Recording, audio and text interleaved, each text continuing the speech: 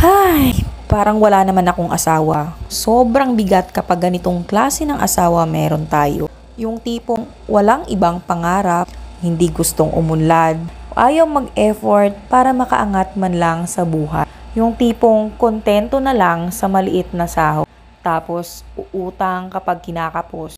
Kung kani-kanino manghihiram, ikaw na lang ang talagang mahihiya sa hinihiraman.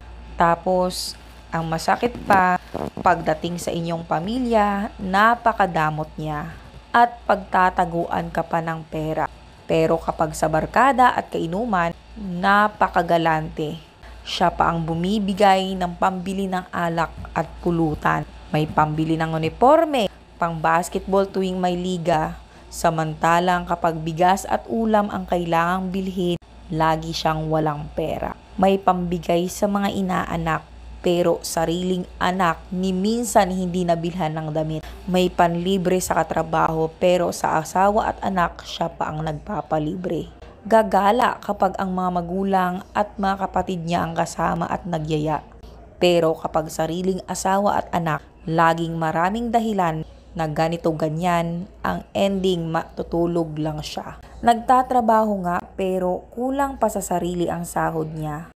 Yayain mong magnegosyo, palaging may rason para tumanggi. Gusto ng marangyang buhay pero tamad. Puro kayabangan ang gusto pero wala namang maipagmayabang. Tapos kapag day off, imbis igugol ang oras sa pamilya, andon sa inuman ang punta.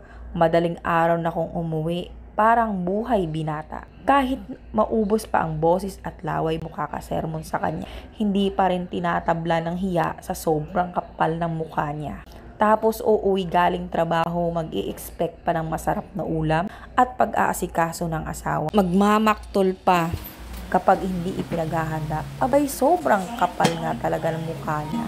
Ay nako, kapag ganito talaga, ibabalik mo na lang talaga sa nanay niya.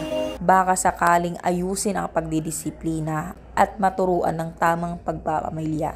Yan ay kung hindi konsidero ang kanyang ama't ina. Kaya swerte ka kapag hindi ganito ang iyong asawa. At malas mo kapag andito lahat ng katangian na meron siya. Alam nyo, iba't iba tayo ng pinanggalingang pamilya, kaya iba't iba din ang ating mga ugali. Nasa sa atin po yan kung tayo ay magbabago at aayusin natin dahil mas pipiliin natin ang pamilya natin. Nakadepende pa rin sa tao yan dahil kahit anong sermon mo sa asawa mo, pag ayaw niyang magbago, wala ka talagang magagawa. Yun lang. Thank you for watching. I hope you enjoyed. Bye-bye!